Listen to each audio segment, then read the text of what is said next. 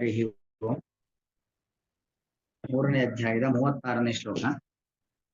ಅರ್ಜುನ ಉವಾಚ ಅಥ ಕೇನ ಪ್ರಯುಕ್ತೋಯಂ ಪಾಪಂ ಚರತಿ ಪೂರುಷಃ ಅನಿಚ್ಛನ್ನಪಿ ವಾರ್ಷ್ಣೇಯ ಬಲಾದಿವ ನಿಯೋಜಿತಃ. ಅಥ ಕೇನ ಪ್ರಯುಕ್ತಃ ಅಯಂ ಪಾಪಂ ಚರತಿ ಪೂರುಷಃ ಅನಿಚ್ಛನ್ ಅಪಿ ವಾರ್ಷ್ಣೇಯ ಬಲಾದಿವ ನಿಯೋಜಿತಃ. ಇಷ್ಟೊತ್ತು ಕೃಷ್ಣ ಹೇಳ್ಕೊಂಡು ಬಂದ, ತಯೋಹ ವಶನಾಗಚ್ಚೆ ತೌಜಸ್ಯ ಪರಿಪಂಥಿನೋ, ಕಾಮಕ್ರೋಧಾದಿಗಳಿಗೆ ನಾವು ವಶರಾಗಬಾರದು ಎಂಬ ಮಾತುಗಳನ್ನೆಲ್ಲ ಎಲ್ಲ ಒಟ್ಟು ಇಂದ್ರಿಯ ನಿಯಂತ್ರಣಗಳನ್ನ ನಾವು ಇಟ್ಕೊಳ್ಬೇಕು ಅನ್ನೋ ವಿಚಾರವನ್ನ ಕೃಷ್ಣ ಹಿಂದೆಲ್ಲ ಹೇಳ್ಕೊಂಡು ಬಂದಿರತಕ್ಕಂಥದ್ದು. ಆಗ ಇಲ್ಲಿ ಅರ್ಜುನ ಪ್ರಶ್ನೆ ಮಾಡ್ತಾ ಇದ್ದಾನೆ, ಅಥಕೇನ ಪ್ರಯುಕ್ತೋಯಂ. ಅಥ ಅನ್ನೋದು ಅದೊಂದು ಅವ್ಯಯ, ಪ್ರಶ್ನಾರ್ಥಕವಾದ ಒಂದು ಅವ್ಯಯ.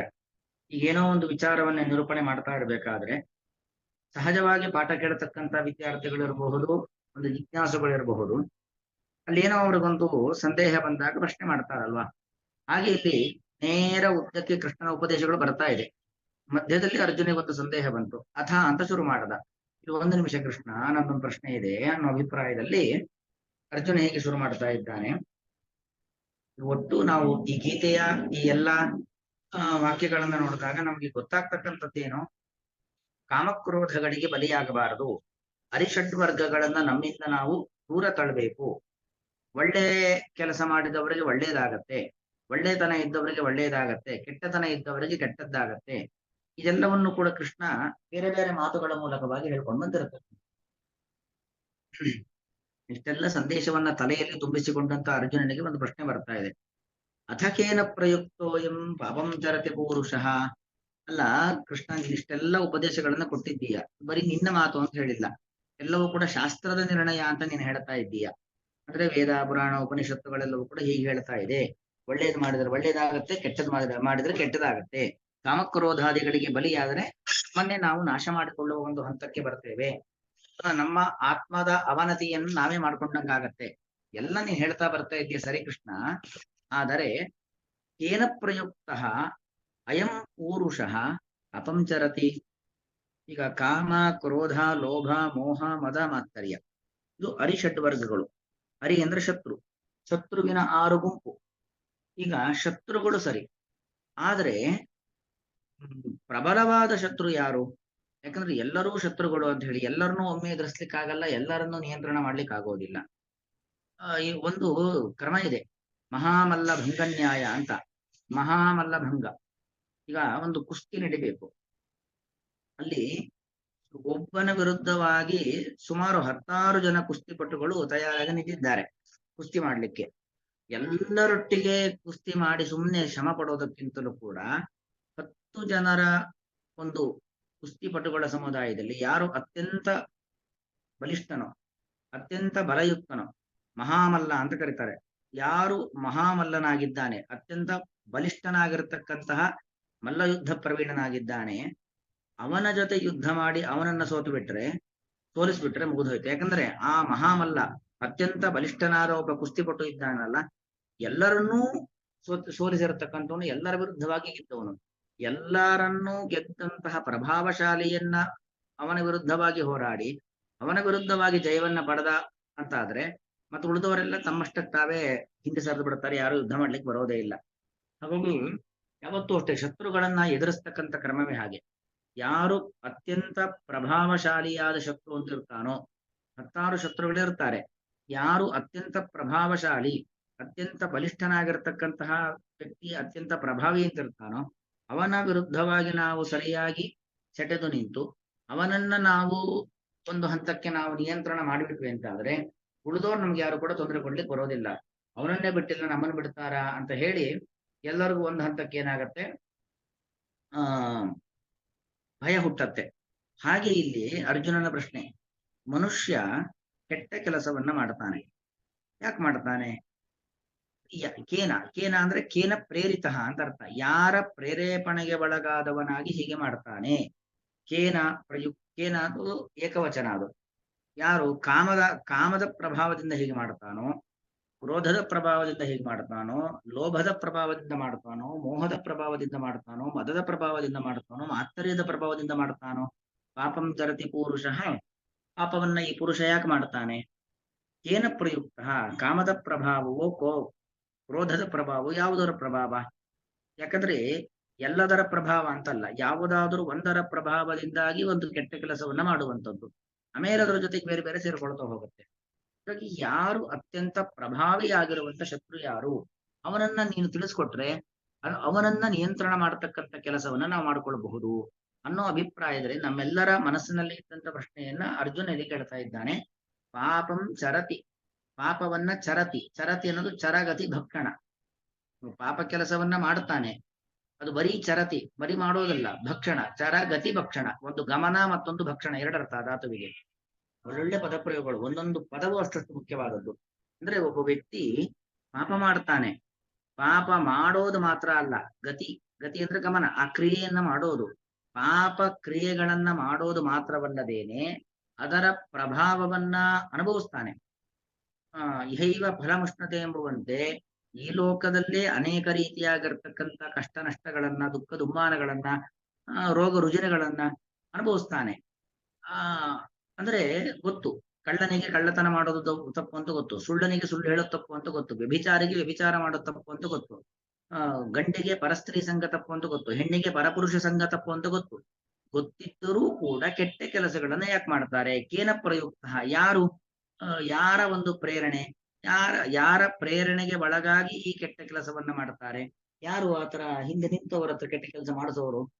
ಪಾಪಂ ತರತಿ ಪುರುಷ, ಈ ಪುರುಷ, ಅಯಂ ಪುರುಷ, ಇಲ್ಲಿ ಪಾಪಂ ತರತಿ ಪುರುಷ, ಈ ಪುರುಷ ಕೆಟ್ಟ ಕೆಲಸ ಯಾಕೆ ಮಾಡ್ತಾನೆ? ಪುರುಷ ಅಂದ್ರೆ ಗಂಡಸು ಅಂತ ಅರ್ಥ ಅಲ್ಲ, ನಾನು ಹಿಂದೆ ಬೇಕಾದಷ್ಟು ಬಾರಿ ಇದ್ರ ಬಗ್ಗೆ ಹೇಳಿದ್ದೇನೆ.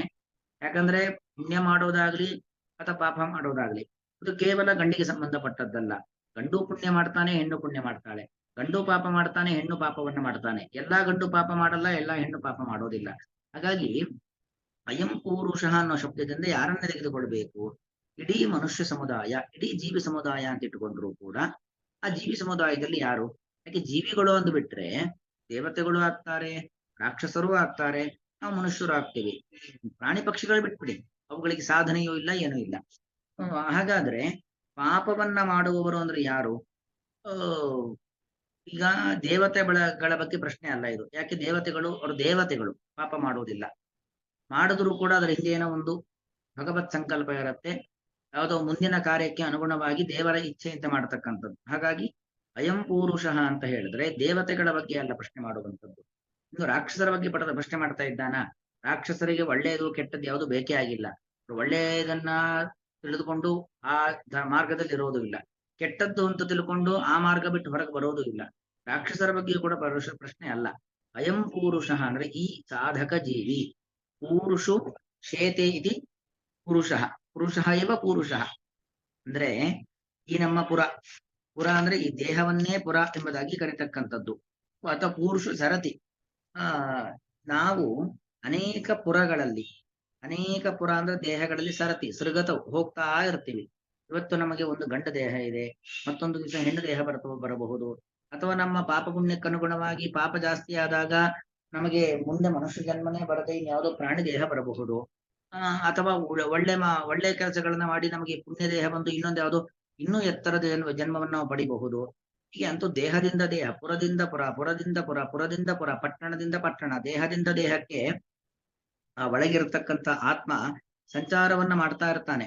ಪೂರುಷು ಸರತಿ ಪೂರುಷ ಅಂತ ಅಂದ್ರೆ ದೇಹದಿಂದ ದೇಹಕ್ಕೆ ವರ್ಗಾವಣೆಯನ್ನ ಮಾಡಿಕೊಳ್ತಕ್ಕಂಥ ಈ ಒಬ್ಬ ಸಾಧಕ ಜೀವಿ ಅಂತ ಅರ್ಥ. ಯಾಕೆ ಪಾಪ ಮಾಡ್ತಾ ಇದ್ದಾನೆ? ಅಥವಾ ಪುರುಷ ಶಬ್ದಕ್ಕೆ ಪುರುಷು ಶೇತಿ ಪುರುಷ, ಪುರಗಳಲ್ಲಿ ನೆಲೆಸಿರ್ತಕ್ಕಂಥ ಭಗವಂತನ ಸನ್ನಿಧಾನಕ್ಕೆ ಪಾತ್ರವಾಗಿರ್ತಕ್ಕಂಥ ಈ ಸಮಸ್ತ ದೇಹ ಅಂತ ಅರ್ಥ. ಅಲ್ಲಿಗೆ ಪುರುಷ ಶಬ್ದಕ್ಕೆ ಈ ಒಂದು ಜೀವಿ ಸಮುದಾಯ ಅಂತ ಅರ್ಥ. ಎಲ್ಲ ಗಂಡು ಎಲ್ಲ ಹೆಣ್ಣು ಎಲ್ಲರನ್ನ ಸೇರಿ ಹೇಳ್ತಕ್ಕಂಥದ್ದು. ಯಾಕೆ ಪಾಪವನ್ನ ಮಾಡ್ತಾರೆ, ಯಾಕೆ ಅನ್ನೋದಕ್ಕಿಂತಲೂ ಮುಖ್ಯವಾಗಿ ಕೇನ ಪ್ರಯುಕ್ತ, ಯಾರಿಂದ ಪ್ರೇರೇಪಣೆಗೆ ಒಳಗಾದವನಾಗಿ ಈ ಪಾಪಕರ್ಮಗಳನ್ನ ಮನುಷ್ಯ ಮಾಡ್ತಾನೆ. ಪ್ರಯುಕ್ತ ಅಂದ್ರೆ ಪ್ರಕರ್ಷೇಣ ಯುಕ್ತ, ಯಾವ ಒಂದು ಸ್ವಭಾವದಿಂದ ಕೂಡಿಕೊಂಡವನಾಗಿ ಆ ಸ್ವಭಾವ ವ್ಯಕ್ತಿಯಲ್ಲಿ ಪ್ರವೇಶ ಮಾಡ್ತಾ ಇದ್ದ ಹಾಗೆ ಕೆಟ್ಟ ಕೆಲಸ ಮಾಡ್ತಾನೆ. ಹಾಗಾದ್ರೆ ವ್ಯಕ್ತಿಯ ಮೂಲಕವಾಗಿ ವ್ಯಕ್ತಿಯ ಚಾರಿತ್ರ್ಯವನ್ನ ಹಾಳು ಮಾಡುವಂತಹ ಕೆಟ್ಟ ಕೆಲಸವನ್ನ ಮಾಡಿಸುವಂತ ಒಂದು ಗುಣ ಯಾವುದು? ಕಾಮವೋ, ಕ್ರೋಧವೋ, ಲೋಭವೋ, ಮೋಹವೋ, ಮದವೋ, ಮಾತ್ಸರ್ಯವೋ ಅನ್ನೋ ಪ್ರಶ್ನೆಯನ್ನೇ ಮಾಡ್ತಾ ಇದ್ದಾನೆ. ಅದು ಎಷ್ಟರ ಮಟ್ಟಿಗೆ ಅಂದ್ರೆ ಅನಿಚ್ಛನ್ನಪಿ, ಯಾರಿಗೂ ಕೂಡ ನಾನು ಕೆಟ್ಟ ಕೆಲಸ ಮಾಡಬೇಕು ಅಂತ ಬಯಕೆ ಇರುವುದಿಲ್ಲ. ನಾನು ಕೆಟ್ಟ ಮಾತಾಡಬೇಕು, ಮಾಡಬಾರದ ಕೆಲಸವನ್ನ ಮಾಡಬೇಕು ಅನ್ನೋ ಬಯಕೆ ಯಾರಿಗೂ ಇರುವುದಿಲ್ಲ. ಅಂದ್ರೆ ಸ್ವಲ್ಪ ಒಳ್ಳೆತನ ಇದ್ದವರಿಗೆ, ಕೆಟ್ಟತನ ಇದ್ದವರಿಗೆ ಅದು ಕೆಟ್ಟದ್ದು ಅನ್ನೋದು ಅವ್ರ ಭಾವನೆಗೆ ಬರೋದೇ ಇಲ್ಲ. ಕೆಟ್ಟದ್ದನ್ನೇ ಮಾಡ್ತಾ ಇರ್ತಾರೆ. ಅವರು ಯಾವತ್ತೂ ಕೂಡ ಅವರು ಇದು ಕೆಟ್ಟ ಕೆಲಸ ಅಂತ ಅನುಸಂಧಾನವನ್ನು ಕೂಡ ಮಾಡ್ಕೊಳ್ಳೋದಿಲ್ಲ. ಆದ್ರೆ ಒಳ್ಳೆಯವರಾಗಬೇಕಾದ್ರೆ ಅಷ್ಟಾದ್ರೂ ಒಂದು ಇದಿರತ್ತವರಿಗೆ. ನಾನು ಸುಳ್ಳು ಹೇಳಬಾರದು, ನಾನು ಕಳ್ಳತನ ಮಾಡಬಾರದು, ನಾನು ಮೋಸ ಮಾಡಬಾರದು, ಇನ್ನೊಂದು ಯಾವುದು ವಿಚಾರಾದಿಗಳನ್ನ ಮಾಡಬಾರದು, ಹೀಗೆ ನೂರಾರು ರೀತಿಯಾಗಿರ್ತಕ್ಕಂಥ ಕೆಟ್ಟ ಕೆಲಸ ಮಾಡಬಾರದು ಅಂತ ಗೊತ್ತಿರತ್ತೆ. ಅನಿಚ್ಛನ್ನಪಿ, ತಾನು ಅದನ್ನ ಬಯಸುವುದಿಲ್ಲ, ಕೆಟ್ಟ ಕೆಲಸವನ್ನು ಬಯಸುವುದಿಲ್ಲ, ಕೆಟ್ಟ ಕೆಲಸದ ಫಲವನ್ನು ಬಯಸುವುದಿಲ್ಲ. ಮುಖ್ಯವಾಗಿ ಕೆಟ್ಟ ಕೆಲಸ ಮಾಡಬಾರದು ಅಂತ ಬಯಸದೇ ಇರಬಹುದು. ಅಂದ್ರೆ ಇಂತ ಯಾರಿಗೂ ತೊಂದರೆ ಕೊಡ್ತೀನಿ ಅಂತ ಅನ್ಕೊಂಡ್ಬಹುದು, ಯಾರ್ದೋ ವಸ್ತುವನ್ನ ಅಪಹಾರ ಮಾಡ್ತೀನಿ ಅಂತ ಅನ್ಕೊಂಡ್ಬಿಡ್ಬಹುದು ಮನುಷ್ಯ ಕೆಲವೊಮ್ಮೆ. ಆದ್ರೆ ಕೆಟ್ಟ ಕೆಲಸದಿಂದ ಸಿಗುವಂತ ಫಲ ಅದನ್ನಂತೂ ಯಾರು ಬಯಸಲ್ಲ. ಪಾಪ ಪ್ರಭಾವಾತ್ ನರಕೇ ಪ್ರಯಾತಿ. ಪಾಪ ಮಾಡದವರು ಐಹಿಕವಾಗಿಯೂ ನರಕವನ್ನ ಅನುಭವಿಸ್ತಾರೆ, ನರಕ ದುಃಖ, ಅನೇಕ ತೊಂದರೆಗಳನ್ನ. ಈ ಲೋಕ ಬಿಟ್ಟ ಮೇಲೂ ನರಕದ ಯಾತನೆಯನ್ನ ಅನುಭವಿಸ್ಬೇಕಾಗತ್ತೆ. ಹಾಗಾಗಿ ಯಾರಿಗೂ ಕೂಡ ಕೆಟ್ಟ ಕೆಲಸ ಮಾಡಬೇಕು ಅಂತ ಇಷ್ಟ ಇಲ್ಲ. ಅನಿಚ್ಛನ್ನಪಿ, ಆ ಪಾಪದ ಫಲವನ್ನ ಯಾರು ಕೂಡ ಬಯಸುವುದಿಲ್ಲ, ಅಥವಾ ಪಾಪ ಮಾಡಬೇಕು ಅಂತ ಯಾರು ಕೂಡ ಬಯಸುವುದಿಲ್ಲ.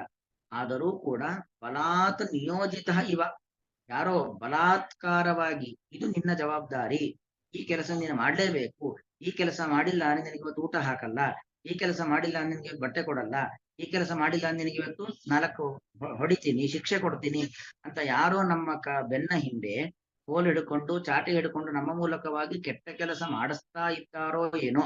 ನಮ್ಮ ಬೆನ್ನ ಹಿಂದೆ ಯಾರೋ ನಿಂತ್ಕೊಂಡು ನಿಯುಕ್ತರಾಗಿ, ನಾವು ಮತ್ತೊಬ್ಬರಿಂದ ನಿಯುಕ್ತರಾಗಿ, ಹೇಗೆ ಒಬ್ಬ ರಾಜ ತನ್ನ ಸೇವಕನ ಮೂಲಕವಾಗಿ ಕೆಲಸವನ್ನ ಮಾಡಿಸ್ತಾನೆ, ನೀನು ಅವನಿಗೆ ಮರಣದಂಡನೆಗೆ ಶಿಕ್ಷೆಯನ್ನು ಕೊಡಿಸ್ಬೇಕು, ಅವನನ್ನು ಗಲ್ಲಿಗೆ ಹಾಕ್ಬೇಕು, ಅವನನ್ನ ಕತ್ತಿಯಿಂದ ಕಡಿಬೇಕು, ಈಗೇನೇನೋ ಬಾಣದಿಂದ ಅವನನ್ನು ಚುಚ್ಚಿ ಸಾಯಿಸ್ಬೇಕು.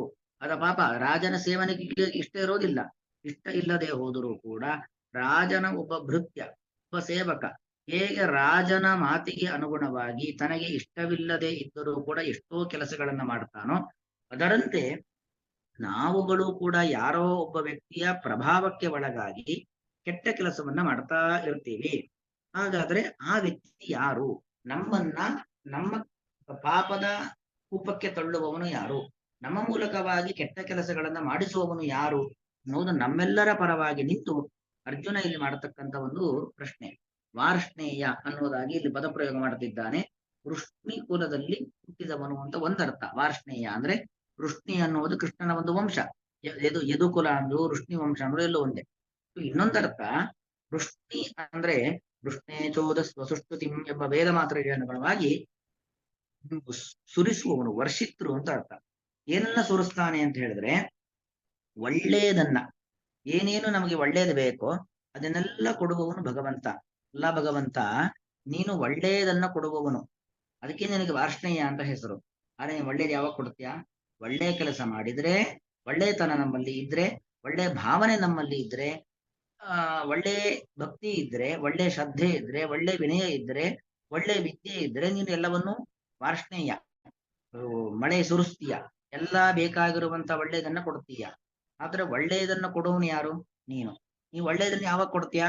ನಮ್ಮಲ್ಲಿ ಎಲ್ಲವೂ ಒಳ್ಳೆತನ ಇದ್ದರೆ, ಒಳ್ಳೆ ಭಾವನೆ, ಒಳ್ಳೆ ಭಕ್ತಿ, ಒಳ್ಳೆ ಕೃತಿ ಇದ್ರೆ ನಮ್ಗೆ ಒಳ್ಳೇದನ್ನ ಕೊಡ್ತೀಯ. ಆದ್ರೆ ನಾವು ಕೆಟ್ಟದ್ ಮಾಡಿದ್ರೆ ಈ ನಮ್ ಖಂಡಿತವಾಗಿ ಯಾವುದನ್ನು ಕೂಡ ಕೊಡೋದಿಲ್ಲ. ಯಾಕಂದ್ರೆ ಇವತ್ತು ಇದೇ ಯುದ್ಧ ಭೂಮಿ ನಾನು ಇದ್ದೇನೆ, ದುರ್ಯೋಧನನು ಇದ್ದಾನೆ. ನನಗೆ ನೀನು ಒಳ್ಳೇದು ಮಾಡ್ತಾ ಇದೀಯ, ಉಪದೇಶ ಮಾಡ್ತಾ ಇದೀಯ. ದುರ್ಯೋಧನನಿಗೆ ಏನು ಮಾಡ್ತಾ ಇಲ್ಲ, ಅವನನ್ನ ಕೊಲ್ಲಬೇಕು ಎಂಬುದಾಗಿ ನೀನು ಇಚ್ಛೆ ಪಟ್ಟಾಗಿದೆ. ಹಾಗೆ ನೀನು ಒಳ್ಳೆಯವರಿಗೆ ಒಳ್ಳೆಯವನ್ನ ಮಾಡುವವನು, ಒಳ್ಳೆಯವರಿಗೆ ಒಳ್ಳೇದು ಮಾಡ್ತೀಯ, ಕೆಟ್ಟವರಿಗೆ ಕೆಟ್ಟದ್ದನ್ನ ಮಾಡ್ತೀಯ. ಅಂದ್ಮೇಲೆ ನೀನು ಯಾಕೆ ಸುಮ್ಮನೆ ಕೆಟ್ಟ ಕೆಲಸ ಮಾಡಿಸ್ತೀಯ? ಎಲ್ಲಾ ಒಳ್ಳೆಯವರಿಗೂ ಒಳ್ಳೆಯದನ್ನು ಕೊಡೋ ನೀನಲ್ವಾ? ಅಂದಮೇಲೆ ಎಲ್ಲರಿಗೂ ಒಳ್ಳೇದೇ ಕೊಟ್ಟು ಬಿಡು ನೀನು. ಯಾಕೆ ಬಲಾತ್ಕಾರವಾಗಿ ಈ ರೀತಿಯಾದ ಕೆಟ್ಟ ಕೆಲಸವನ್ನ ನಮ್ಮ ಮೂಲಕವಾಗಿ ಮಾಡಿಸ್ತೀಯಾ ಅನ್ನೋ ಒಂದು ಪ್ರಶ್ನೆಯೂ ಕೂಡ ಅಲ್ಲಿ ಅಡಗಿರ್ತಕ್ಕಂಥದ್ದು ಆ ವಾರ್ಷ್ಣೇಯ ಎಂತಕ್ಕಂಥ ಸಂಬೋಧನೆಯಲ್ಲಿ. ಅಂತೂ ಒಟ್ಟು ಅಭಿಪ್ರಾಯ ಏನಂದ್ರೆ, ಒಬ್ಬ ಮನುಷ್ಯ ಕೆಟ್ಟ ಕೆಲಸ ಮಾಡಬಾರದು ಅನ್ನೋ ತಿಳ್ಕೊಂಡಿರ್ತಾನೆ. ಕೆಟ್ಟ ಕೆಲಸದ ಫಲ ಅದನ್ನಂತೂ ಯಾರೂ ಬಯಸೋದಿಲ್ಲ. ಕೆಟ್ಟ ಕೆಲಸಕ್ಕೆ ಸಿಗ್ತಕ್ಕಂಥ ಫಲ ಶಿಕ್ಷೆ. ಆ ಶಿಕ್ಷೆಯನ್ನ ಯಾರೂ ನನಗೆ ಶಿಕ್ಷೆ ಆಗಬೇಕು ಅಂತ ಬಯಸೋದಿಲ್ಲ. ಅನಿಚ್ಛನ್ನಪಿ, ಬಯಸದೇ ಇದ್ದರೂ ಕೂಡ ಕೆಟ್ಟ ಕೆಲಸವನ್ನ ಯಾಕೆ ಮಾಡ್ತಾನೆ, ಯಾಕೆ ಮಾಡ್ತಾನೆ ಅನ್ನೋದಕ್ಕಿಂತಲೂ ಮುಖ್ಯವಾಗಿ ಯಾರ ಪ್ರೇರೇಪಣೆಗೆ ಒಳಗಾಗಿ, ಯಾರಿಂದ ಪ್ರೇರಿತನಾಗಿ ಇವನು ಇವತ್ತು ಈ ತರ ಮಾತಾಡ್ತಾ ಇದ್ದಾನೆ ಅಂದ್ರೆ ಅದು ಇವನ್ ಮಾತಾಡ್ತಾ ಇರೋದಲ್ಲ, ಅವ್ರು ನಿಂತು ಮಾತಾಡಿಸ್ತಾ ಇರೋದು. ಅವನ ಮಾತಿನ ಹಿಂದೆ ಅವನ್ ಹಾಗಾಡ್ತಾ ಇದ್ದಾನೆ ಅಂದ್ರೆ ಅದ್ರ ಹಿಂದೆ ಅವರಿದ್ದಾರೆ, ಅವ್ರು ನಿಂತು ಆಡಿಸ್ತಾ ಇರೋದು ಅಂತ ಅಂತೀವೋ ಇಲ್ವೋ. ಹಾಗೆ ಅದು ಒಳ್ಳೇದಿರ್ಬೋದು ಕೆಟ್ಟದಿರ್ಬೋದು, ಎಲ್ಲ ಅವನ ಪ್ರಭಾವ ಇಲ್ಲಿ ಕಾಣ್ತಾ ಇದ್ದೀವಿ ಅಂತ. ಹಾಗೆ ಯಾರ ಪ್ರಭಾವ? ಒಬ್ಬ ವ್ಯಕ್ತಿ ಕೆಟ್ಟದ್ದನ್ನ ಮಾಡೋದು ಯಾಕೆ? ಅದರ ಹಿಂದೆ ಇರತಕ್ಕಂಥ ವ್ಯಕ್ತಿ ಯಾರು, ಅಥವಾ ಅದರ ಹಿಂದೆ ಇರತಕ್ಕಂಥ ಒಂದು ವ್ಯಕ್ತಿತ್ವ, ಒಂದು ಗುಣ. ವ್ಯಕ್ತಿಗೆ ಮುಖ್ಯ ವ್ಯಕ್ತಿತ್ವ. ಅದು ಕಾಮ ಎಂಬತಕ್ಕಂಥ ವ್ಯಕ್ತಿತ್ವನೋ, ಕ್ರೋಧ ಎಂಬತಕ್ಕಂಥ ವ್ಯಕ್ತಿತ್ವ, ಯಾವ ವ್ಯಕ್ತಿತ್ವಕ್ಕೆ ಒಳಗಾದವನಾಗಿ ಒಬ್ಬ ವ್ಯಕ್ತಿ, ಒಬ್ಬ ಸಾಧಕ ಪುರುಷ ಕೆಟ್ಟ ಕೆಲಸವನ್ನ ಮಾಡ್ತಾ ಇದ್ದಾನೆ ಅನ್ನೋದು ಇದರ ಪ್ರಶ್ನೆಯ ಅಭಿಪ್ರಾಯ. ಒಂದು ರೀತಿಯಲ್ಲಿ ನಮ್ಮೆಲ್ಲರ ಮನಸ್ಸಿನಲ್ಲಿ ಇರತಕ್ಕಂಥ ಪ್ರಶ್ನೆ. ಯಾಕೆ ನಮಗೆಲ್ಲ ಗೊತ್ತು ಕೆಟ್ಟದ್ದನ್ನ ಮಾಡಬಾರದು, ಒಳ್ಳೆಯದನ್ನ ಬಿಡಬಾರದು ಅಂತ ಗೊತ್ತು. ಆದರೂ ಕೂಡ ಒಳ್ಳೆಯದನ್ನ ಬಿಡ್ತೀವಿ, ಕೆಟ್ಟದ್ದನ್ನ ಮಾಡ್ತೀವಿ. ಕುಡುಕನಿಗೆ ಕುಡುತ ಕೆಟ್ಟದ್ದು ಅಂತ ಗೊತ್ತಿರತ್ತೆ, ಧೂಮಪಾನ ಮಾಡುವವನಿಗೆ ಧೂಮಪಾನ ಕೆಟ್ಟದ್ದು ಅಂತ ಗೊತ್ತಿರತ್ತೆ, ಆದರೂ ಬಿಡೋದಿಲ್ಲ. ಯಾಕೆ ಹೀಗೆ ಅಂತ ಪ್ರಶ್ನೆ ಇದರ. ಆತರ ಎಲ್ಲ ಪಾಪಗಳಿಗೂ ಸಂಬಂಧ ಪಡುವಂಥದ್ದು. ವಾರ್ಷ್ಣೇಯ, ಭಕ್ತರು ಬಯಸಿದ್ದನ್ನು ಸುರಿಸುವಂತಹ ಭಗವಂತನೇ, ಅತರ ಭಕ್ತರ ಸಾತ್ವಿಕ ಬಯಕೆಗಳನ್ನ ಪರಿಪೂರ್ಣ ಮಾಡಲು ಭೂಮಿಗಿಳಿದಂತಹ ಭಗವಂತನೇ. ಅಥ ಇನ್ನೊಂದು ಪ್ರಶ್ನೆಯು ನನ್ನಲ್ಲಿ ಮೂಡುತ್ತಿದೆ, ಇನ್ನೊಂದು ಜಿಜ್ಞಾಸೆ ಏನೆಂದರೆ, ಅಯಂ ಈ ಭೂಮಿಯಲ್ಲಿ ಇರುವಂತಹ ಪೂರುಷಃ ಜ್ಞಾನಿಯಾದಂತಹ ಸಾಧಕ ಜೀವಿಯು ಅನಿಚ್ಛನ್ನಪಿ ತಾನು ಏನನ್ನೂ ಬಯಸದೇ ಇದ್ದರೂ ಕೂಡ, ಏನನ್ನು ಅಂದ್ರೇನು, ಕೆಟ್ಟ ಕೆಲಸವನ್ನ ಮಾಡಬೇಕು ಎಂಬುದಾಗಿ ಬಯಸದೇ ಇದ್ದರೂ ಕೂಡ, ಅಂದ್ರೆ ಇಲ್ಲಿ ಪುರುಷ ಅನ್ನೋದು ಕೇವಲ ನಾವು ಜ್ಞಾನಿ ಜನಕ್ಕೆ ಇಟ್ಕೊಳ್ಬೇಕು. ಯಾಕಂದ್ರೆ ಅಜ್ಞಾನಿಗಳು ಅವರು ಕೆಟ್ಟದ್ದು ಮಾಡಬಾರದು ಅಂತ ಯಾವತ್ತು ಅನ್ಕೊಳೋದೇ ಇಲ್ಲ.